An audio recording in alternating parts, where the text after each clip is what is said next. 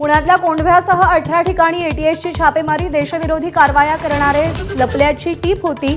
Mobile phone आणि 10 laptop तपासासाठी ताब्यात, अद्याप कोणालाही अटक नाही।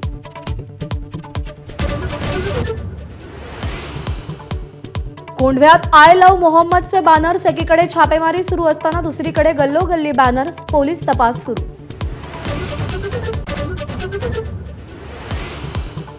विधान परिषद सभापती राम शिंदेंनी गुंड निलेश घायवळचा निवडणुकीत वापर केला, रोहित पवारांचा गंभीर आरोप। तर घायवळला पळून जाण्यासाठी तानाजी सावंत आणि संतोष बांगरांच्या कुटुंबियांनी मदत केल्याचाही दावा।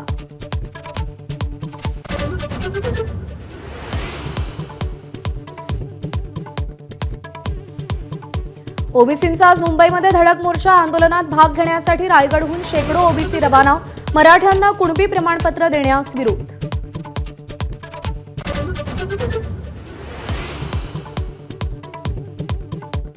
ओबीसी विद्यार्थी वसतिगृहांचा प्रश्न 28 ऑक्टोबरपर्यंत मार्गी लावा, ओबीसी मंत्री आणि महसूल मंत्र्यांच्या संयुक्त बैठकीत आदेश। वसतिगृहांसाठी जागा उपलब्ध करून देण्याच्या जिल्हाधिकाऱ्यांना सूचना।